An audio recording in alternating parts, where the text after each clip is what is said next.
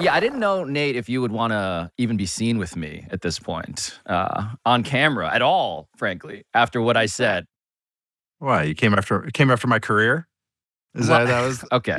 You said my career is not. There's no need for someone to explain. We do not need this in this world right now. There is enough sports out there, sports media to consume. We don't need that niche bullshit, Nate. So it's something that I am gonna have to do some work to clarify what my actual intention was when I went and co-hosted Dan Le Batard's show in Dan's absence and said stuff like this. Can I express an observation about how we've evolved at talking about sports? Because we've gotten to a point where jargon, where being confusing and extremely technical has become mainstream. And I just want to know when we decided this was a thing. It's not often where I have to text a friend or someone who I considered a friend and be like, just FYI, this was not about you. Yeah. Because I felt the walls closing in. I really did. I saw the quote. I actually listened to the whole thing. I know that's a foreign concept for a lot of people. I was listening to the entire clip. I did grinded the tape. The audio tape. But I did grind it and I listened. I think Dan Orlovsky is really good at what he does. I think he's the guy who's probably the best at the telestration and the breaking down and the dissection. But it just feels like a lot of people nodding at something that they think they should be impressed by, as opposed to actually knowing what's happening. It's like you're a nerd that came to sports, and now you're like, sports are too nerdy. I just think we fetishize I know what it jargon. is. I became an anti-intellectual avatar, which is a weird position for me specifically to be in. There's a Pablo's dictionary account, isn't there? Yes, PTFO dictionary. You dummy.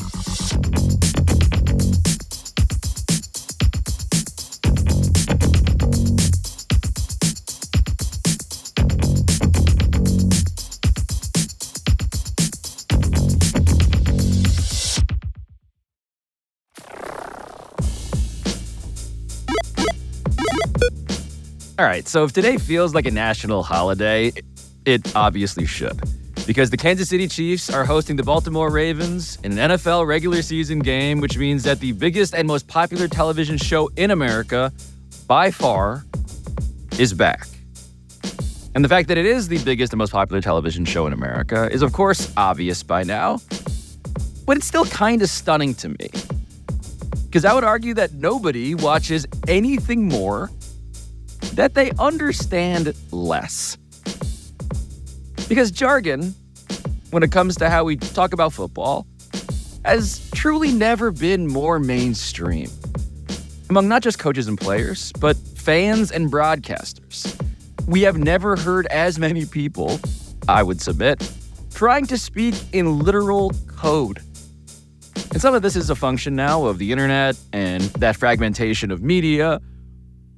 But it is everywhere, as you will see this season, turning jocks into nerds. And now nerds, apparently, into jocks, which I was accused of being while co-hosting the Le Batard show this summer, leading to articles and headlines and, people accusing me of being, quote, anti-intellectualism incarnate, end quote. Or, as respected quarterbacks coach Quincy Avery called my general position, quote, quite possibly the weirdest take from a really smart person, end quote. And so what I wanted to do today was call up a really smart football guy who might have been threatened by my position, Nate Tice, an NFL analyst at Yahoo and the NFL Network, who himself is a former NFL scout and a college quarterback, and also the son of Mike Tice, the former head coach of the Vikings. And I wanted to start by playing Nate, who also has a couple of other key qualities that we'll discuss. This clip of future Patriots quarterback Drake May interviewing with the Giants on HBO's Hard Knocks. Because this is the thing that triggered me in the first place. Gun Dolphin right, 72, Tundra, float, H-angle. Gun Dolphin right, 72, Tundra, float, H angle. Yeah, so tundra stands for what? 200s. Tundra. 200s, and what does float stand for? It's got the corner of the out. Flag. We call it a flag, Flag. so Okay. I mean, we end up saying corner flag, but it's Flag flag. with the So out, flag, and and the then angle angle. is an angle. You got me on that? Easy stuff. Then you use Rita to the right, Linda to the left. It was a flip formation. Good? Rita to the right, Linda to the left. 72, 5-man protection, slide to the will. So if the strength of the formation is right, what formation is that again? Yeah, good enough and right. Yeah, right. He's there. The will's over there. The line would slide there. We'd say 72 Rita. 72 Rita. Gotcha. So let's say this before you go to the next. My cynicism is that so much of this stuff is just like terminology karaoke, right? Can you sing the song? Can you say the words? But you, as someone who knows the notes, who has sung them himself, what does that mean? Translate that for me, please. That is, well, gun is shotgun. If you don't say gun, you're under center. Dolphin, a D word means 2 by 2, meaning 2 eligible receivers are on each side of the formation. There's 3 by 1, which are T words. So trips, trio, triple. T words are 3 by 1, tells different guys to line up anywhere. So D, dolphin right. Right tells the tight end, the Y, that he's going to the right. The Z always follows the Y. So the Z and Y go right. Then X is always opposite of the call. The X receiver goes opposite of that. Dolphin probably tells him because it's 2 by 2. The F, which would be the slot receiver, goes into the slot away from the call. So that's just formation. 72. So again, they use numbers for the protection. So the 7 is a type of protection. The 2 means it goes to the right. So and usually you tag the running back. So 72 means the back is going to be aligned to the right and his protection is working to the right or his route is working to the right. And this looks like to me 5-man protection based on just how the drawing was. So 72 means 5-man protection, running backs working right. The offensive line work opposite of that. So when he was saying Rita and Linda, that's what he was saying too. Linda means the offensive line calls sliding left. Rita would mean sliding right. So then we get into the concept, and because it's 2 by 2, you generally have to tag both sides. You tag this 2-man concept on the left and this 2-man concept on the right. Depends on the offense, which one you do first. This one, they seem to be tagging the X side first. So it's float. And you hear him talk about it a little bit. He goes, well, that's corner out. Flag is a different term for corner. Float, flag, out, float. And so that's probably how they came to that. I've been in offenses, float's a formation and not a play call. So again, it gets into different offenses. Tundra means 2 unders. You hear Drake talking about that. An under route is a 5 yards and in, or a cross route, which is exactly what it sounds like, 3 to 5 yards, and you run across the formation. Oh, and they said H angle. Angle is the running back angle route. And then even Drake says, that one's pretty explainable. So That is it's fucking insane, Nate. What I appreciate is the degree of difficulty. I do not underestimate that.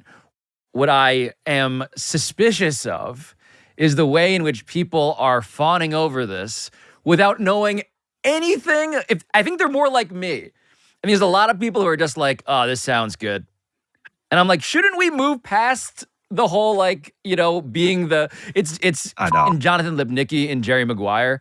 It's just like we're all marveling at the kid with the big vocabulary. I'm like, we should probably also strive to know why this is so impressive beyond the fact that it's hard. Football, more than any other sport, is going to have a ton of jargon because of play calls. And there's no universal term, and there's infinite ways to do things. Yes, there are rules for formation and different things you can do, but you're drawing lines in the sand. So you have to have some universal terms. All right, is the second outside step and inside, what do we call that? Slant. Okay, that's pretty universal. Everyone knows kind of what a slant is. But what I've noticed is a lot of people have gotten their hands on real deal playbooks, Kyle Shanahan playbooks, and they're pretty easy to get, actually. Pretty shocking for me entering media to realize how easy it was to get my hands on some playbooks. Oh, some black market PDFs. Oh, yeah. Yeah, the black market nerdum for sports, for football is pretty good right now. It's booming. Businesses are booming. But when going through that, I understood where it's fun learning a different offense. And I think this is what's something that's been misconstrued a little bit with football even, is that there's more than one way to do things. And I think sometimes when a thing happens with football, a play happens, I'm one of the biggest persons that does this, goes, hey, this is what this is. This is what that play was that just happened. You just watched on Monday Night Football. But what I've noticed is people use the term, the nickname for it, which if I've always found, if you need a definition for the definition, You need to use the word to describe the word. That doesn't work. That's not going to make anyone smarter. I feel like we got to a point where it's like, I recognize that play from Shanahan. It's like, that's leak. And it's like, yeah, okay, cool. Yeah, it was a cool touchdown. Why did it happen? Why did they call it? There's a Rick and Morty line that nailed this. Rick makes a joke and he said, man, that guy is the red grin grumble to pretending he knows what's going on. Oh, you agree, huh? You like that red grin grumble reference? Yeah. Well, guess what? I made him up. You really are your father's children. Think for yourselves. Don't be sheep. And so the two of us, I will disclose my psychological priors here, right? So I'm the son of doctors. And when I listened to that stuff, and I did not go into anything resembling medical school, spoiler alert, dropped out of the first intro to biology lecture, knowing I could not hang with these people. Listening to Drake May, though, it reminded me of physicians who will say the Latin words for body parts as opposed to what a patient might understand. Yeah. As if to keep it from the patient's understanding. And so, Nate, the reason why you are my preferred translator here and my guide into jargon is because you have a, I think, specific set of both skills and also inherited psychological traumas, perhaps, from the way you grew up. So for people who did not listen to your previous episode with us, which was one of my favorites, about your relationship and your roommate experience with Russell Wilson at Wisconsin, as you say, you were a quarterback there. I want to go back in time to when you first learned jargon. And if you could explain it in the context of your family, boy. I would especially appreciate how your brain came to cotton to all of this stuff. So my dad was a longtime coach. My uncle was a coach. They both played in the NFL for over a decade. My uncle played for 10 years. My dad played for 14 years. They both got into coaching. I have another uncle that's a current college coach at the University of Kansas. I've been around it. And it kind of, for me, it's just one of those going to practice. You hear the terms. I was a ball boy at 7 years old. I'm reading a script, basically how they put out practice. I used to have to spot the ball, but then I started learning what those terms meant. Seattle meant double slants. Seattle on a defense means something different. Seattle on offense means for a different offense means something completely different. But because I learned that at 7, 9, 11, then I got into my high school offense. Then I got into my college offense. I got to two colleges, one at UCF and then at Wisconsin under Paul Chryst. They called the same things two different ways. Because I've been exposed to so many different ways to call, a million ways to skin one cat, I kind of just realized that. I was around this football stuff and I realized different people called the same thing different ways that I was like, oh, that's cool. Why do you call it that? I'm trying to let people know how sometimes these intricacies, these little minor things matter a lot and are really cool. Why does something happen? How did that happen? And that's really, for me, that's my, I love learning about things. I love reading about things. I love what kind of micro histories on something. I'm reading one on freaking salt right now. But it's just. And by the way, you reading a literal history of salt does, again, sort of fit with the tenor of what we're trying to discern here. But I also want to point out that it is, in fact, really cool when smart people can nerd out about stuff in a way that builds a connection that wasn't able to be, or wasn't encouraged to be showcased, certainly when I was growing up consuming media, right? So I want to establish kind of the polarities of football coverage, because historically, when I was growing up, Nate, mainstream football coverage was so vibes-based. It was about, it was clutchness purity tests. Yeah. But we've never, ever said Peyton Manning and thought immediately clutch. If I say MJ, clutch. If I say Jeter, clutch. If I say Brady, clutch. If I say Montana, clutch.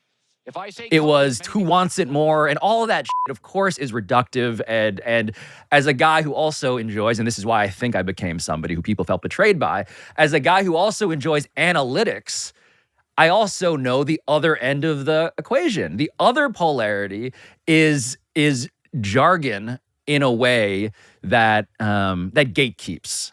For me, it does remind me of another one of your interests, which is another reason why I want to have you on here, which is you also love board games.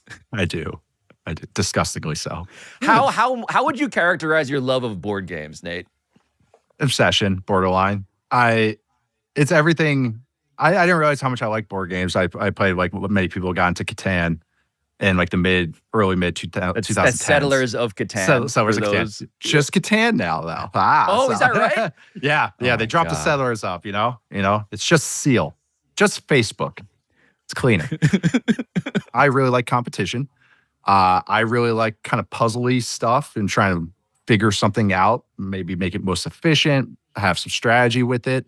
And board games kind of just, it's clicked for me. And then all of a sudden I got into that, started going, what other games can I get? And then I realized there's a whole world of modern board games out there. Board Game Geek, I highly recommend for a lot of people. But I own probably about 100 games. And I try to... Jesus Christ. I know. Some of them are like party games. That's not a hack. Guessing games, monikers, these things. But then some are a little more depth, war games. There's one game I have called 1960, The Making of the President. It's a 2-player game. One person's JFK's campaign manager. One person's Nixon's campaign manager. It's like it's like a tactics war game. You'd love it. But I'm interested in that. I know, but it is something that I love rules as well. And I love definitions, and I think that's why I like rules, because it says, well, you can do this with this. And the most brilliant games, there's one game I love called Carcassonne. There's other games where I love when they give you like 2-3 rules, and then they leave it up to you. They say there's only a couple rules you have to follow, but how creative can you get with those? And so that's where kind of those games click for me, because it's like, wow, there's creativity in some of this stuff that maybe other people haven't thought of with some of the strategy and everything. Right, but this all sounds like football to me now. The desire, strategy, jargon, yes, and the desire to have people to want to play with you.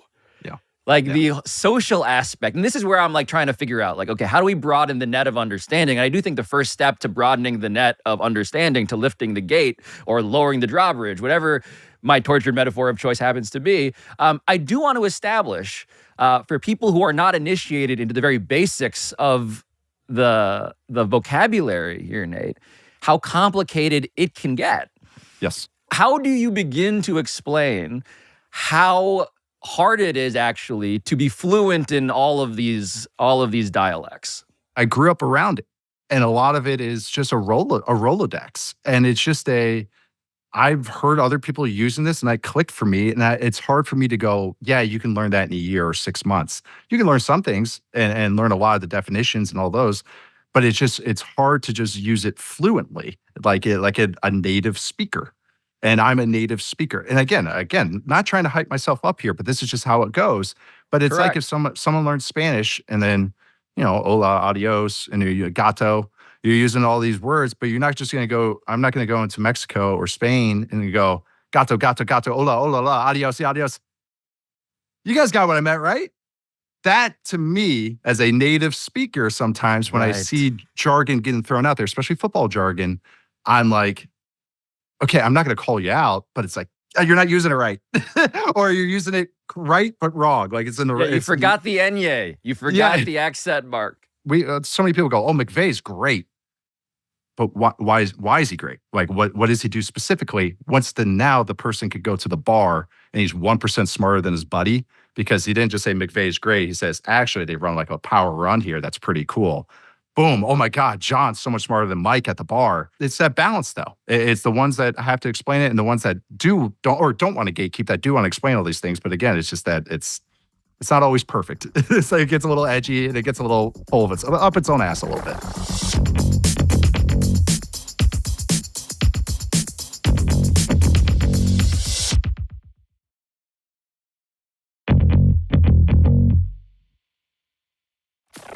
So the up its own ass part, I do think there is something to being in awe of what you don't understand and respecting it as an order of magnitude that is different from your sort of capacity to translate it.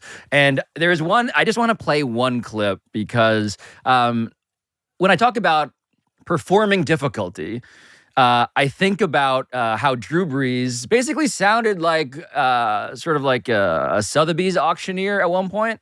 You might recall him talking to Mike Tirico about Sean Payton's offense. There's some very long plays. There's a lot of verbiage at times. Give me one. It could be green left twins, E short tight pass 37 buster nudge, Y fluty sting X spear kill 53 tight and left.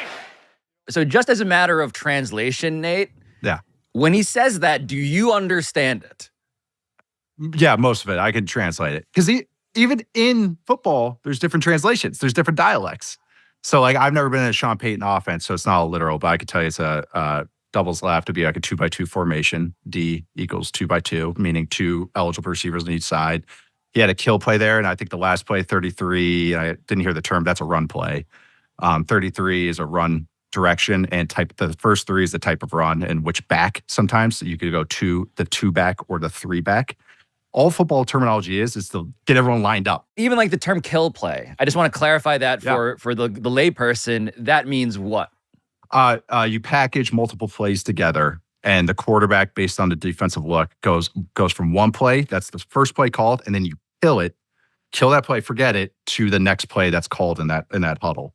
So you go like sword kill 34 Bob. I'm just making up ones, but it's just the first play's a pass.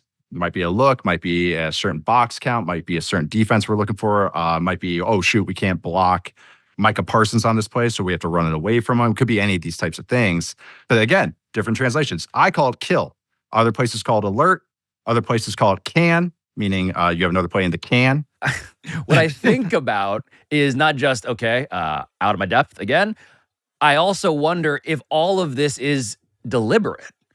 Like, it feels like you're describing a system that is almost daring you to misunderstand it or to confuse it. And is this because the point is to speak in code? Is the point so that you can't actually understand it if you were to overhear it? Or what? How do you explain why the language evolved this way? Well, Sean Payton is a great example right there because his play calls are going to be really wordy. It was a lot easier when it was just a standard run play. I write 35 Bob. That's a lead zone play. And with that play, that's it. We have no shifting emotions. Now everybody's shifting and motioning every play. Those need words. You have to tell this player to go to the left. And that's before we might even get to the formation. Then we get to the formation. Now we got guys shifting and motioning. Now we got to give the protection call. So that's another word. Now we got to give the pass concept. That's another word. We might have to give the cadence. Maybe we do this on 2. That's another word, another verbiage. So you might just be telling one guy to shift across the formation, and it'll take 14 words to get there. The millennials have taken over as all these guys. They understand, hey, let's not go crazy here. Sometimes it's those coaches showing off like a Sean Payton, going like, look how much I know. That's what I was going to ask. I figured. Old West Coast guys, yes. Yes, it was absolutely to show off. I heard about these old Raiders coaches. They would keep their play calls from one week to the next. So by the end of the season, they would have 800 play call sheets that the players had to know. And you're running 60 plays a game. Yes, you need a menu, but you need more of that. It used to be, and I really believe it's a big way to show off. But then you get into Mike Leach, who just goes right 92. And that's it. That's the play call. So again, it's different ways to do it, but NFL's complicated. That's why you need more words. It's just to get everybody lined up perfectly. Right. So hold on. So the broad theory of why it's so complicated to call a play is because it's actually the simplest version that a lot of coaches can come up with. That's like the origin story. That's it. Directions for everybody. I need to say this quickly because there's a time pressure. Yep. So how often is it that the non-quarterbacks are fucking up because of this very jargon problem? More than you think. And that's what's frustrating when you literally tell the person what they're doing and they still mess it up. But more than you think. And I would even say in college, I'll be lower on some guys because I can realize that they're maybe short on a route, that they're guessing on some stuff. But NFL is pretty good. Like the coaches will get through to the players. Players, it's their job. And so by that level, you have to have a certain threshold of intelligence. But most times when something looks wonky, it's because a receiver was wrong. So to go back to those coaches in the West Coast offense, right? So I should point out in my personal understanding of NFL media coverage history, John Gruden, who is a practitioner, of course, of the West Coast offense, the most public face of it when it came to being a broadcaster. It all started with Spider 2 Y banana. Take a 6-step setup, and you're throwing the ball to the fullback on Spider 2 Y banana. Yep. Y banana, 8 to 10 yards, depending on how clean he gets off. Today we're going to run him on a corner route. Strong right slot. 2 right. Z right. Spider 2. Spider 2 Y banana Z over. And you're going to call it like it's your favorite play you've ever gotten in your life. Like it's, oh man, strong right slot, Z right. Spider 2 Y banana Z over. I remember this because it was like the first burst of jargon that went viral. You're right. Yeah. It was a meme because he was teaching Marcus Mariota, and Mariota's sitting there, and Gruden begins to, again, in a way that was fun, was nerding out about his favorite play. And to you, Spider 2 Y banana, when you see it as now this cultural artifact, like the patient zero of the term that everybody would like begin to almost repeat to themselves as a part joke, but also a demonstration that I'm in the club. I know, yes. I now know what this is. What is that play in your mind? How do you explain it? What is it funny that became the thing? Yeah, it is. Because it's like a short yardage play. You'll have a corner route, which is a high angle route, a flat route, which is a short route to the sideline, flat, and then a route coming over from the opposite side. It's a safe play. And it's kind of funny for me that he says that's his favorite play because it's like, oh yeah, everyone runs that. It's kind of like a gimme play. Like you usually run it for younger quarterbacks or because it's simple to read. Boom, boom. You look to one side, 1, 2, 3. But I think also that it's kind of like one of those that always works because you usually call it at like the 2-yard line or you call it 3rd and 1. And usually you're hitting that flat route. You're not even hitting the Y banana. You're hitting like the fullback on the flat. So it's like a quick hitting little first down. So, and you're saying that the Y banana isn't even actually the thing that you mostly are using in it. No, it's not the. I've been living a lie.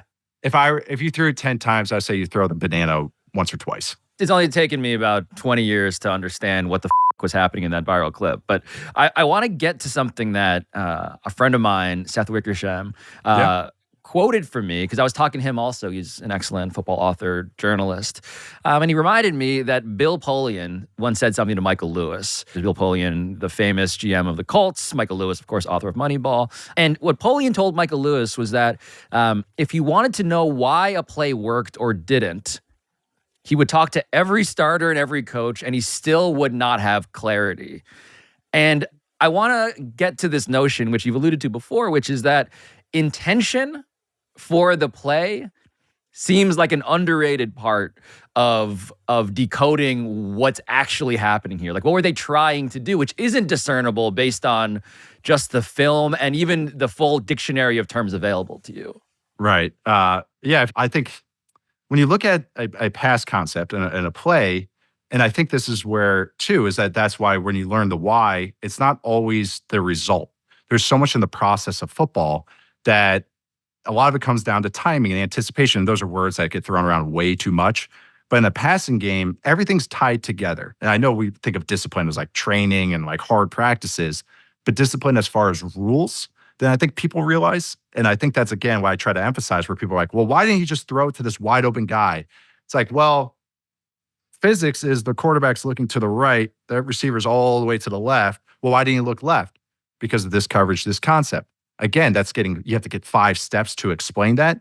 But I feel like if you just get one more step, then it kind of just, oh, okay, maybe I'll understand that just because the guy's wide open, why didn't the quarterback throw to him? Because there's so many rules, I think that's where I have fun with it and trying to break it down. And that's also where the cool things come. Because then you see defenders breaking rules. Micah Parsons, I'll refer to him again. They call them better bees, which is you better be right.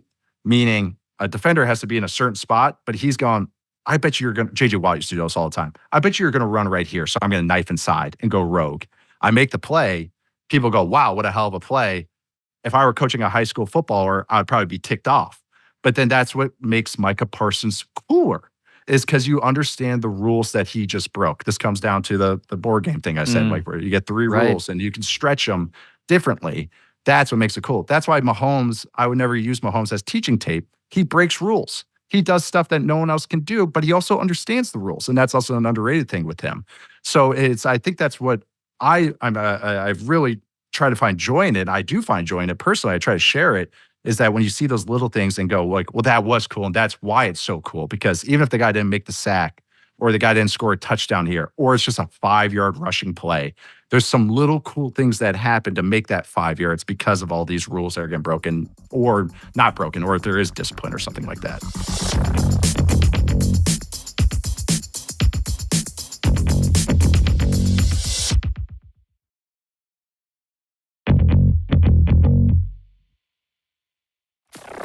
So much of the way that the language and the strategy has evolved clearly relies on human brains and mouths and the ability to perform a recitation under pressure and then actually do the thing that the recitation is demanding. And I wonder if this is ever going to change. Like technologically, Nate, right? So currently, and just for people who, again, don't know, like the quarterback needs to be the guy who tells his teammates, this is what we're doing. Because there isn't currently, there's no rule that allows a coach to put microphones and earpieces in everyone's helmets. But it feels like if you're designing football in the 21st century, that's a solution to help make all of this that much more legible. Yeah. What is is that as a coach's son, as a quarterback, is that something that you want? Like some technological innovation there, or no? Are you in the mode of like it's still actually better the way that it's happening right now? I kind of like how it goes right now, because when you give some maybe coaches and stuff shortcuts, it long term leads to a worse product and worse ball, because they're not actually learning. They're not actually doing what they're supposed to be doing. And maybe this is this.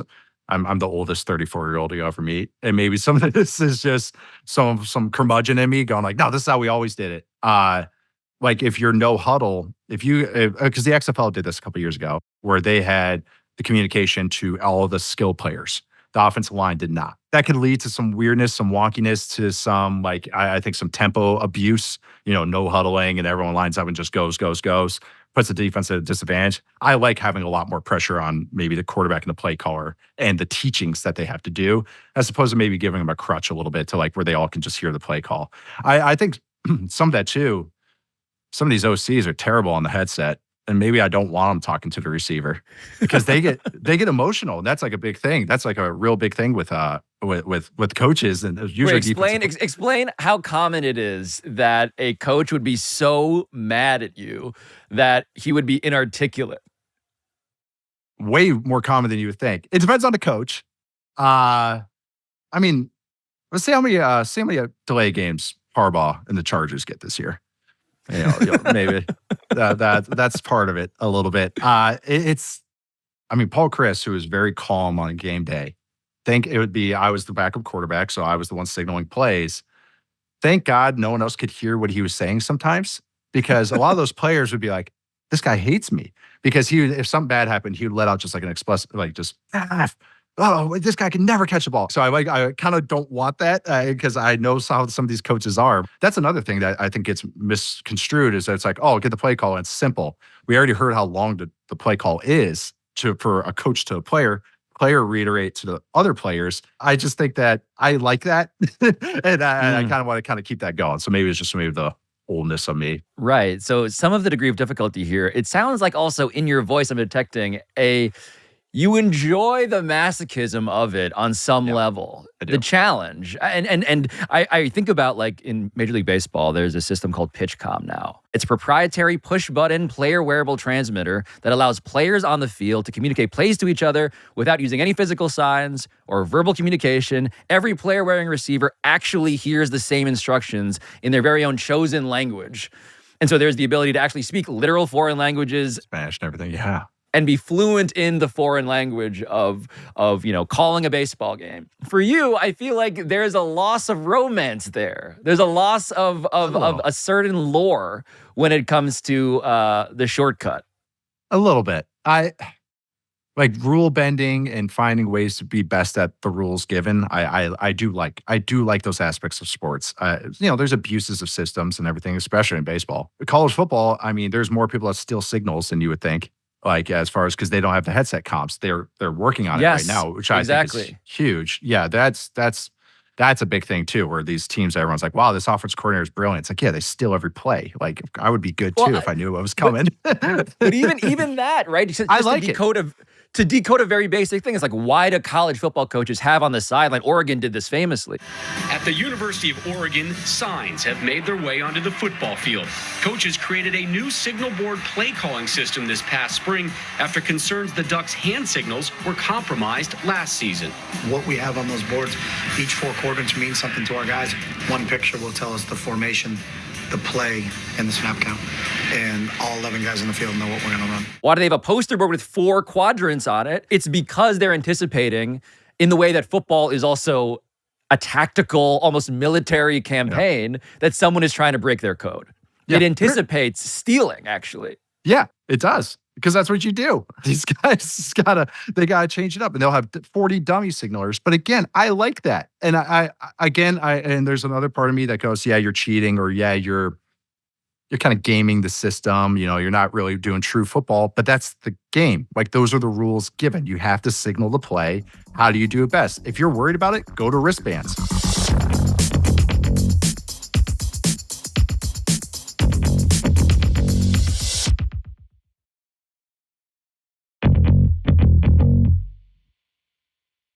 I do want to salute those, Nate, who can do 2 things.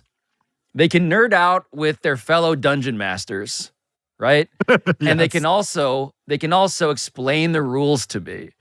And I think about stuff that you've done where I'm like, what I really love. So you interviewed, again, one of the big protagonists in the football intelligence discourse in the last year or so has been CJ Stroud. And so CJ Stroud is somebody who we actually did an episode about through the lens of the S2 exam, which, if you did not watch the episode, was a test that was controversial because CJ Stroud had a very bad score on it. And there was a back and forth about, did he actually try? Was he actually just failing a cognitive assessment test? And so I believe it was the Super Bowl, you sat down with CJ Stroud. And what I loved watching, even though I did not understand, again, the vast majority of it, was you were in the position of almost of exam proctor. I just want you to talk about your process here against 2 men, and I can run it through, or if you want to go out here. Yeah, so they showed a lot of 2 man in the fringe, also with quarters. When you see the Stroud stuff, that was impressive even for me. And I really seen the nickel, and I'm thinking he's going to back up and play combo, which is just they're going to play like a mini cover 2. In the sense of quarters and man, the outside guy. So that's what I originally thought. So I snapped the ball and I see this mic. I'm looking at this mic. Yeah. And I also see this backside wheel kind of cross cut. So I'm thinking it's some type of man at this point, but I couldn't tell which type of man. I didn't know if he would have dropped in and played lurk or if he could have dropped in and played lurk. So I really had to see it true so that's and one through. robber. Lurk is one robber. Exactly. We always talk about. That's how we call it. Okay, yeah, I know. So we have to translate. Yes, it's like sir. Spanglish every time. All quarterbacks in the NFL are going to be pretty impressive. They're even that Drake May clip. Some people are like, every quarterback can do this. It's like yes and no. We can all go. I can go on the board and draw that all up. Once the bullets start flying, maybe not so much. That's where the impressive stuff comes in. But with Stroud and why I found those plays, or why I wanted to show him those plays, it wasn't a touchdown. It wasn't a huge gain. It was one was like a first down on 3rd 10, and one was like he beat a blitz on another one. And right away he just grabbed the pen. He was like, "Yeah, I'm going this," because I could tell he was like, "Yeah, this was good stuff, wasn't it?" This front side might go, this backside will go, and the shell didn't really change. And it's hard to see all this at once, so it's kind of like I'm seeing it in segments. You don't say. Right. And then I see this front side mic jump really hard inside. So when he jumps hard inside, I'm like, okay, I probably have 2 man here. So my read was 1 to this back to Dalton on this inside mini glance, as you can say. And then I have a now route as number 2 coming by Rob, and then a China for late. And down here, D'Amico isn't against going for a first down. So really right here, I'm looking for a completion. This is my big takeaway from like the only monocultural institution left in America, which is the NFL, which is football broadly speaking, which is that you guys are so much fucking nerdier than the popular conception of what football players are supposed to be. Right. And I love it when you guys let your freak flags fly. It's cool. I like it. Like this again, all of the jargon on some level, I appreciate it. But now we've gotten to the point where it's been so mainstreamed, where there is an opportunity to explain why it's impressive as opposed to why it's jarringly complicated in a way that maybe initially felt impressive. It's the thing of like, okay, I'm interested, but now can you teach me? Do you want me to sit down at the table with you and play this weirdly elaborate board game that only you guys understand, that I thought I've been watching, but actually really didn't understand this entire time? I think you finally had to come on the show to connect that it makes so much sense. I like board games because I truly like when I see the light bulb go on for people. Like I think there's 16 cousins on my dad's side. I would say 10 of us have been coaches or teachers. Like it's just kind of like what we like to do. But I truly like to see that light bulb come on. That's why I like teaching board games. And I also think it trains me with some of the football stuff. But also, some of that, I don't want to be too mean. Some of the players are boring. Some of the players are kind of have basic takes, but not with football. And you get them talking about their actual expertise and their actual interests. And you see passion. You see, and rather than give them the same answer, they don't want to be here. They want to be working out. There's a diet for football. There's a diet for sports. It just can't always be sugar. So sometimes you need some veggies and fruit to kind of make it all a little bit better. Sometimes with flavor, could be deep fried. As I said, look, if nothing else, I want this show, Pablo Torre Finds Out, to be a show where we melt cheese on your broccoli. That's exactly it. As someone that went to Wisconsin, or I GA'd at Pitt too. Fries in your salad. That's what, as they like to do in Pittsburgh. But yeah, let's put some French fries in your garden salad. That's kind of what we're trying to do here. God. Nate Tice, thank you for letting me sit down at the table I was a little afraid to ever show my face at again. Thank you for hopping over that gate that I set up. I appreciate you joining me at the table. Thanks so much, Pablo.